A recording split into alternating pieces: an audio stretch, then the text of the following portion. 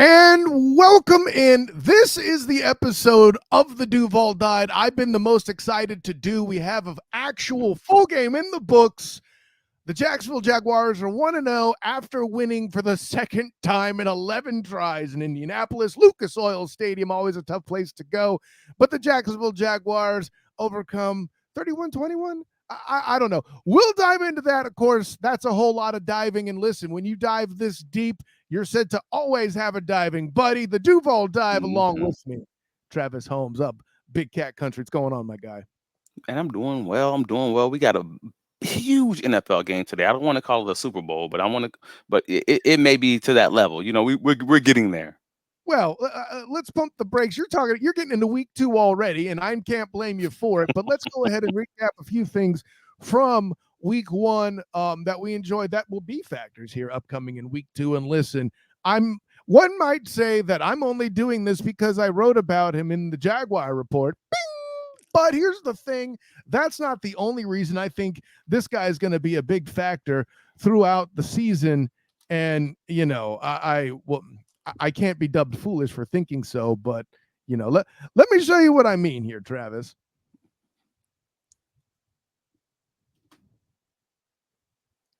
Now, here's an escape by Trevor. He's going out here. There's the pass. First points of the season to the guy that was that hasn't played in 300 and something, however many days that they keep telling us about. First of all, I love that Trevor's escaping, by the way, even though I don't feel like the O-line did, air quotes, a bad job. But Calvin Ridley getting the first points on the year for the Jaguars. Travis, how cool is that for you? Oh, I mean, he was the guy on those opening series. So yeah, so absolutely, you love to see it. You love to see it materialize. And the other part about that is that play was drawn up for Evan Ingram, who had a small hole to put it in, but Trevor made the right decision. I would rather him make that, not if he's not 100% sure it's going to make it, don't have that red zone turnover. That showed me growth from him, because we know that was something early in last season he would try to fit that in, and it made 50-50 that might end up as a turnover, but he instead takes the time that he has available and finds the guy open in the end zone. Man, that's awesome stuff. Yeah, well, and I think there's a lot of that. You mentioned the whole technical football aspect, as you're talented in doing, my friend. But also, man, listen, the journey that Calvin Ridley's had to endure, getting back to that spot after making the mistake. Listen, we've seen NFL players out there getting 2 or 3 chances, and at this point, he took his second chance and did something cool with it so far. People are calling him a bona fide number 1 receiver in the NFL. There's a whole lot of stuff going on.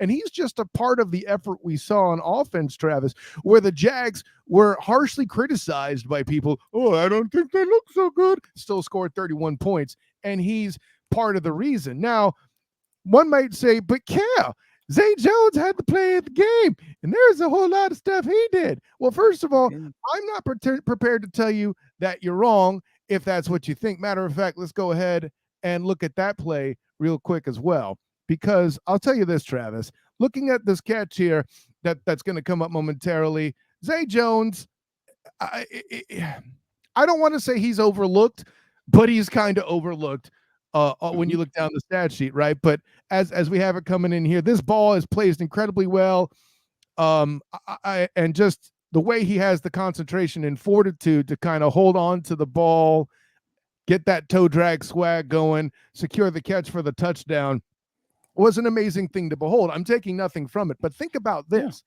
The previous play, Calvin Ridley had gone in, looked like he had the touchdown, but was called out of bounds. Travis, if Calvin Ridley didn't step out, he would have had over 100 yards and 2 touchdowns in the first half alone. Yes, it was literally the game of inches that made that, that changed that and allowed that incredible catch by Zay Jones to happen, and I'm happy with it, because hey man, Zay he's often forgotten, within the fan base, within those surrounding the team, not the team. The team obviously knows that he's present and he's dominating. He's shown it in practice when Christian not Christian Kirk, when Calvin Ridley got injured, even in training camp. He showed out that day and the next day. So we know who Zay is, but it's awesome to see it materialize on that field, man.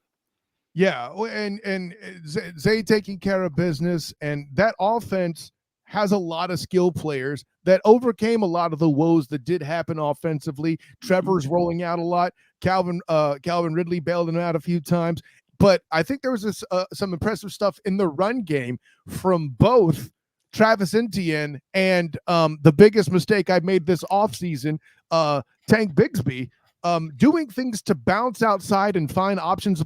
I'm leaning into it. I screwed up, Travis. Amen.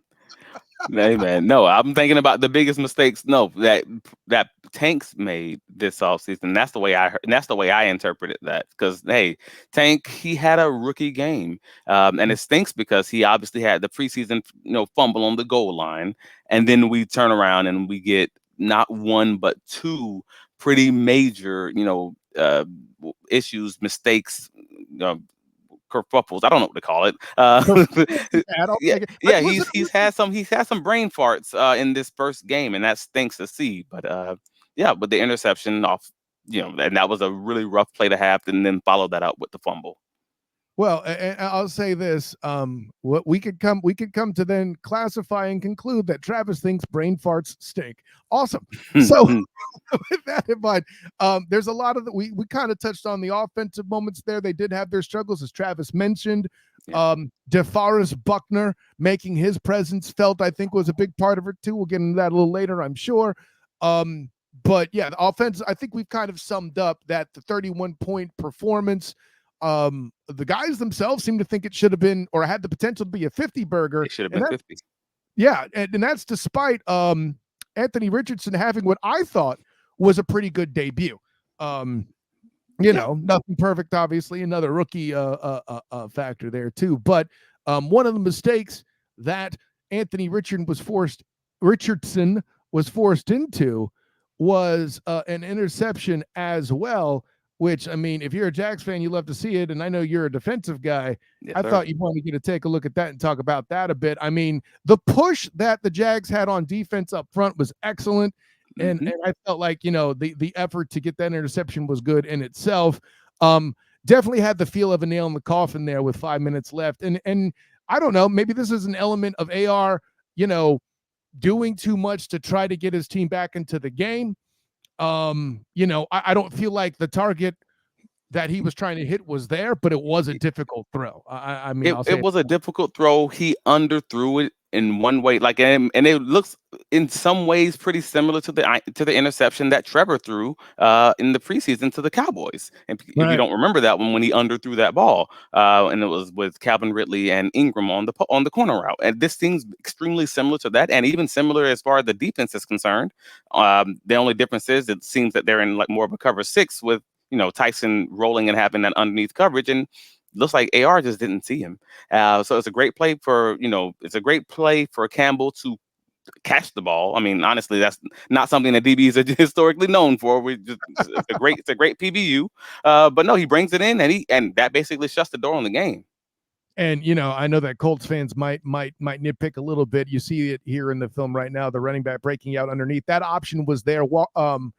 Allen was sitting, Walker was sitting behind it. He would have had the tackle for a short gain. It would have been a third and mid at best. But yeah, I mean, that was a solid situation, I think. And rookie going rookie.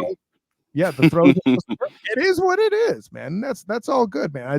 I want to give a little moment to show a little bit of the defense because I know that's where you live. But yes, sir. I know the biggest thing a lot of Jags fans are walking away with is Josh Allen with the 3 sacks. But you aren't exactly sold on his effectiveness overall. Break that down a little bit. Well, that's the fun part about it. And I wanted to make sure I give this at least a second for some long-term conversation because T-Wig, Locked On Jaguars, did a great job later that same day, breaking it down long form, 30 minutes to talk about what the sacks mean, what the sacks don't mean. Take a listen to that guy when you have a chance. But no, he had a great game stopping the run. He had a great game sealing the edge and in coverage. Sure. Did he have a great game rushing the passer specifically? No. The answer is an easy no for me from that perspective. He had a great game overall, but in those situations where they asked him to rush the passer and he was either chipped, whether he was one on one, the ball got out beforehand. But the majority of those throws from AR were 3 seconds and over, and either he was chipped and he wasn't making it home, or he was literally unblocked and the ball simply just came out beforehand. But I was most impressed by Trevon Walker, which is funny because everyone was singing the praises of Josh Allen, and I'm looking at the film, second and third takes, and I'm like, I don't understand why is nobody talking about Trayvon? Like Trayvon had a 16.5% win rate on his pass rushes, and he was blocked almost, most plays. Whereas Allen was in coverage on more of those plays, and I'm watching like, all right, cool. And Allen has a 3% win rate on his actual pass rushes. These aren't close. Like one of those is like legitimately a good win rate, and the other one is like, all right, we got to work on this. But those sacks inflated the numbers, unfortunately. But if you remember, hey man, one of those sacks, well, two of those sacks were when Josh Allen was actually in coverage, and he just ran up to the line, and pushed AR out. And the third sack it was actually the first sack of the game, was when it took nearly 5 seconds where he just looped around the whole way, and AR was trying to run for the first down. It was seemingly, barely, basically a tackle for a loss on a run play, essentially. I need to take that into context, because in the whole game, Josh Allen only had 4 pressures. 3 of those were the sacks. You Right. do the math. That means he had one like legitimate pressure that wasn't this 5 second run around chase the guy play. Like that's all that I'm getting at is Trevon had a like legit good game where he countered. He actually, got stopped with the power. He stood him up, countered, got the sack. 3.5, 3 seconds. That's a legitimate play, and he did it multiple times. I'm looking forward to see that guy continue that growth, because that's what we've been looking for, is having that true number one, or that 2 1As. So, I mean, hey, this is amazing to hear from you, because this time 2 years ago, you were like talking about how he was a future bust. I'm joking, of course. Hey But man, no, you gonna get me killed in these streets. no, listen, you weren't saying future bust necessarily right away, but I think this is what we were talking about. If Walker was going to work, that's what you would want to see. And I think there's an element here too where Josh Allen is kind of opening things up for Walker and the others to go to work. Listen, if I'm an offensive coordinator about to face the Jaguars, I'm keying Josh Allen, and because it's not the same as keying up for Aaron Donald. I'm not ever going to expect to see Aaron Donald in coverage, which, not to give the Rams any ideas, maybe it's something fancy you want to try on, let's say, like a 3rd and long or something. I don't know that there's ever a scenario that you were being tricky is good enough to pull Aaron Donald out of the front. That's not the same. But that tells me, A, Josh Allen's that great an athlete to where he is helpful in coverage like that. There's that. And B, for as maligned as his pass rush is, they're versatile enough in their talent to do other things and be unexpected. In other words, there's element of pencil whip here, I think, that we need to account for. Is a 3% win rate bad on paper? Sure. But that's because what you mentioned. If I knock on your door, you know where I'm on the doorstep. But if I knock on the door, somebody else comes in through the back door. Now we have a successful invasion, so to speak, of the backfield in question. And that's where I think you see the other guys doing well. This was what makes it tough.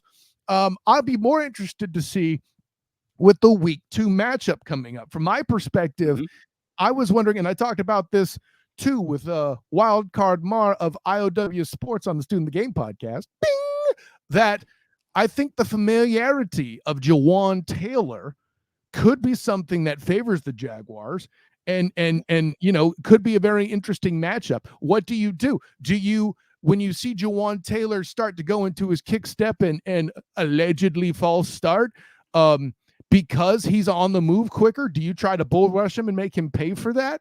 Or do you use another method? Who's better to try to attack that? Is it Josh Allen or is it Trayvon Walker? Or do you mix it up? There's a whole lot of stuff going on there. And like I said, for all the criticism this group gets up front, they're at least versatile enough to pose those questions and make you think about it. Andy Reid will, I would certainly assume, right?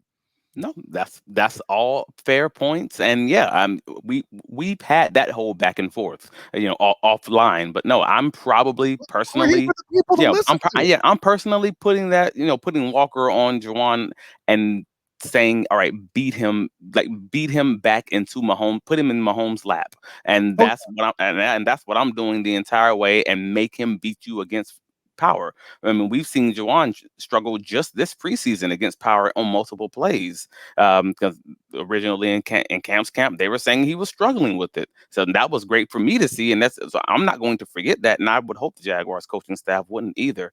And backside, you will just have Josh Allen, going against a worse tackle, and let's get him get him better opportunities to maybe come and bring Pat Mahomes to the ground. And I know that Kermit is very difficult to bring down, but man, hey, that's the goal. That's the job. Like, if you can get 2 sacks on Pat Mahomes, it's a good day. And the fun part is the Chiefs are better on the road than they are at home, at least in 2022, which is the wild stat to say in nearly every offensive category. The only thing they had one more loss on the road than at home, but literally in nearly every offensive category, they are better on the road than they are at home. Uh, other than other than the sacks that they give up. It's literally the only stat that they are worse in. So if there's an opportunity for the Jaguars, it's that. Can you bring him down? Can you change the game in that way? I mean, and I hear what you're saying about better on the road than at home. Wins would certainly dictate that. And as much as people overuse wins as a stat for individuals, you are rating a team performance there. I'm not against you using it in that context, but I'd be curious to see, and I don't want to go too far down the rabbit hole, but I I'd be got you. curious to see how much of it is them just facing more difficult opponents at home. Who's coming to town versus where are they going? You Well, know, and I for do understand, and I do get it. I understand it. I'm just looking at that 2022 schedule and literally went down the list. Like, I'm talking yards per attempt for passing, yards per attempt for rushing. right. We're talking total touchdowns, rushing and passing. We're talking all of it. Near every quarter QB rating, all of it. Yards per attempt, all of it. It's all better on the road, which I thought was just wow. That is something insane. But then they lost one more game at home than they won, than on the road. And they end up being 7-1. So I'm like, all right, cool. So they are a better team. So you will need a clean game. And if you're going to win at the end. It's going to be something close like that. And if you're going to pull it off, because you can't play your B game and expect to beat the Chiefs. That being said, as much as we're talking about the defense, we have not heard a lot about Travis Michael Kelsey and his prospects for return. I kind of assume he'll be back, but who knows? You know. Yeah. But I think the big news that broke that really got Jags fans going, oh boy, was Chris Jones signing the deal just Yeah. in time for the Jags, who were already weak on the interior line comparatively, to have an injury to a starter at the guard position that has him out for a couple weeks at least. Now you got a tough draw as Chris Jones comes back, and I think the one positive might be rust? Question mark. I don't even know. How That big that is literally is, yeah, that literally is the one positive that we're hoping for, is that, hey man, I hope Chris Jones is not Chris Jones. I hope Chris Jones is, Chris Jones when he shows up to training camp, not Chris Jones week one, Chris Jones. That's what we hope for. That he's been sitting out there eating McDonald's and Checkers fries for the last few months, because otherwise there are concerns, we'll say. We know the last time we saw Chris Jones, we gave up 6 pressures and 4 tackles for a loss against him in the playoff game. Like, that's not a great time. Luke Fortner did not have a great time versus him. yes. And Ben Barch just had a rough time. Both Ben Barch and Luke Fortner, I'm sorry, had a rough time last week against DeForest Buckner. And now you immediately get to follow that up with the other, the Pat Mahomes of the Chiefs defense, Chris Jones. Not really looking forward to that one, to say the least. That inside pressure is always something serious for the quarterbacks. We kind of did this last week, and I want to do it here again quickly too. So, we mentioned that the best players at their position for the Colts were Quentin Nelson, DeForest Buckner, and Shaq Leonard, right? Hmm. Um, who would you say that is for the Chiefs here too? Like, I would definitely put Chris Jones on that list. Obviously, Patrick Lavon Mahomes the second, And then Travis Michael Kelce would be the third if he were in the game. But since he's not, who would you say is the third guy that's among the best at their position for the Chiefs? Well, I mean, you pretty much just hit them though. I mean, Kelsey's playing. Let's call a spade a spade. Kelsey's playing, so we're not saying like they're a very top heavy team, as we saw against Detroit, and even then, I'm calling a spade a spade. Hey, even then, that was a dogfight for Detroit. They have to get a defensive touchdown to win that game. And I say all that to say, I don't know that the Chiefs have it. Like maybe Isaiah Pacheco, maybe. That's Uh, cool. and that that's a rough one. I mean, we might even start putting Jawan Taylor in that conversation, which is crazy. But I think you would go to the linebacker spot. I think you would go to the sophomore number who has the Greek name that I can't remember suddenly. For the Chiefs, yeah, he's a second-year guy. I interviewed him in person, and he looks like a kid. And then he puts a helmet and shoulder pads on, and he's a beast. Are you talking Nick? Are you talking what? Nick Bolton? I'm trying to figure out who's that linebackers. I don't recall their linebackers. I'm sorry, Willie Gay. Yeah, with but listen, I think listen, I knew you would agree if I just came out and said Kelce, Jones, and Mahomes. Well, yeah. But I mean, think about what we have there, right? We have the quarterback, right? We have the guy who gets the quarterback, and we have the guy that helps the quarterback escape danger. Like the only way it could be more lethal, because what are the three things you're supposed to do? You have a quarterback, protect your quarterback, get the other guy's quarterback, are the main three things typically you're trying to do. Now, we're not here to say they have a bad offensive line, but the case has been made, not by me necessarily, but the case has been made that the offensive line from this year to last took a step back, and they even still have Creed Humphrey and other elements to that line that are pretty darn good. And you mentioned Jawan Taylor being up there. And it's not to say he's been good. It's just the fact that's I'm trying to figure out who else is just above average, because we're not talking we're not in the great conversation anymore after we get past those top three. We're talking just guys who are just above average at their role, and that's a hard one. But nevertheless, whether or not these are above average guys, that is simply how much better at their role those three guys are than their peers. That's just how much better Chris Jones is than those bottom whatever it is 28 other defensive tackles. That's just how much better Kelce is than the other 27, 20, 29 tight ends. That's just how much better Pat Mahomes is than every other quarterback. Like those guys raise that bar so much so that they can cover for the fact that the rest of the team is just average to above average, and that's okay. That's okay. Yeah, that's okay as long as those guys are there. You know what? This is where I got it wrong, Travis. I said linebacker earlier. I meant defensive end. I mean George Karlaftis. That's who I'm talking about. Yeah, he was a monster last year. I honestly I didn't see much from him against Detroit, but he was a monster last season. So that's going to be something to take a look out on, like whether or not Harrison's going to play well against him or Walker Little's going to have another clean sheet. But yeah, so that's something to look forward to. But again, I think that our biggest issue is going to be that inside pressure and how Ben Barch rebounds this week, how Luke Fortner rebounds after being literally PFF's worst rated center because he struggled against power and then struggled against power. Oh, that was back in 2022. And then we opened the season with him struggling against power against Buckner.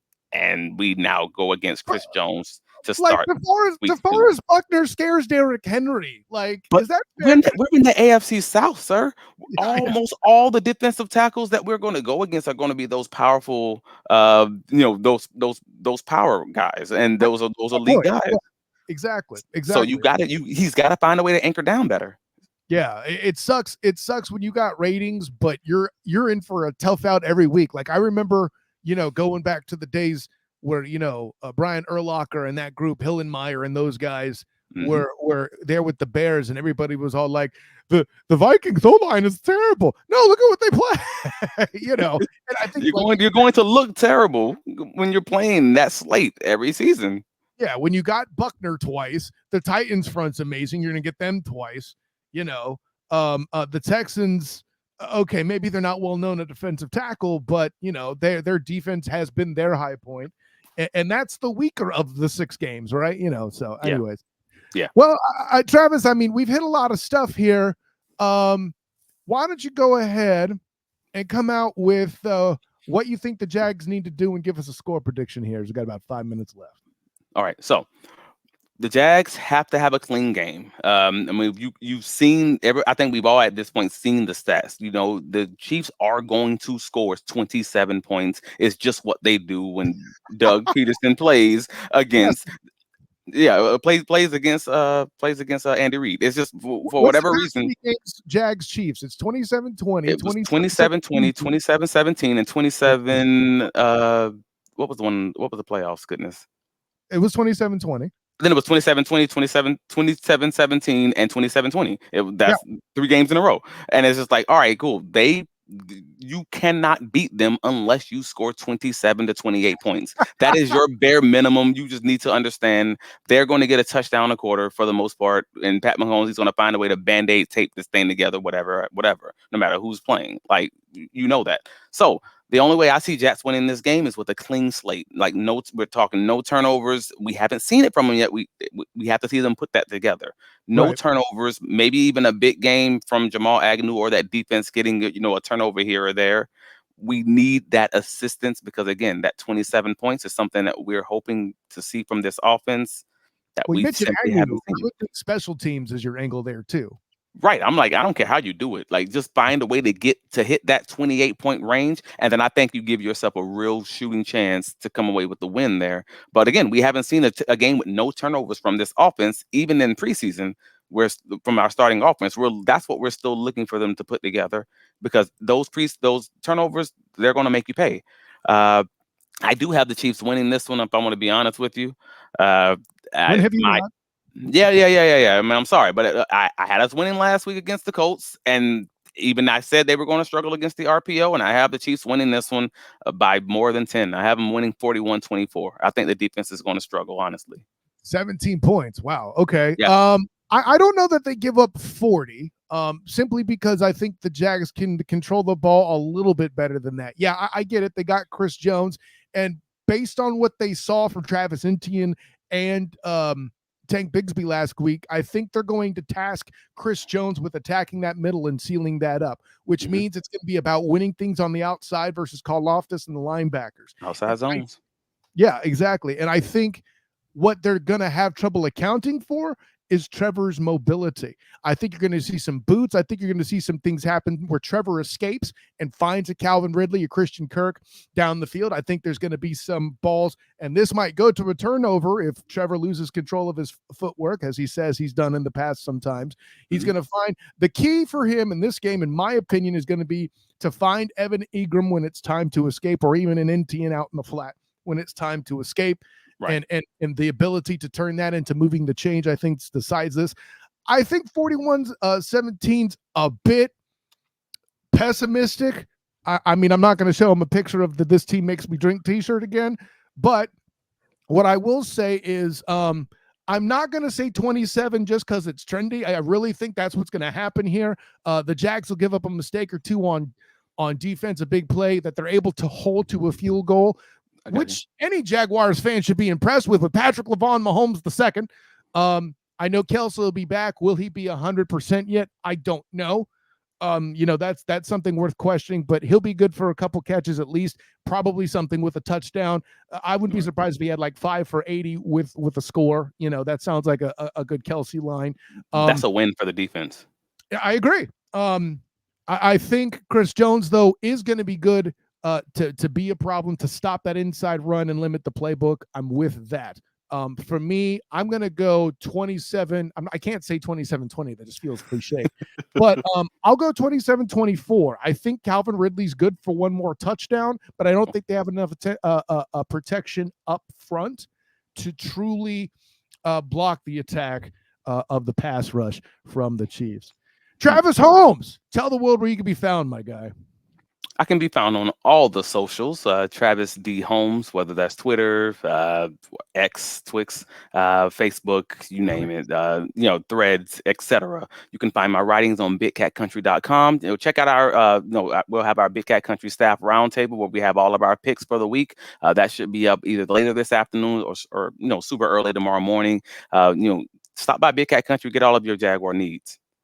Absolutely. And of course, you can check out my piece on Calvin Ridley from last week and his ascension back into the Jacksonville lineup and the NFL as the number one receiver on the Jaguar Report. Of course, I'm Kyle Nash, the student of the game. You can find me on Twitter at the SOTG. Find me on Instagram as the same, the SOTG. Check out my writings on the Jaguar Report of SI or the 3-point conversion, as well as the Black and Gold Banneret, where I do my college coverage for UCF. And also Wednesday night at 8:40 p.m. Eastern, check out the Student of the Game podcast, where I talk about NFL things in general. This past week, too, this game in particular was a topic of discussion because the Chiefs are an interesting specimen, to say the least, and not just because of this upcoming game. So, yeah, make sure you check all of that out as well. An honor, joy, and privilege for you guys to jump in and enjoy this. Travis, of course, thank you. There'll be a next time for sure. Yes, we'll catch you guys next week, but until then, class dismissed.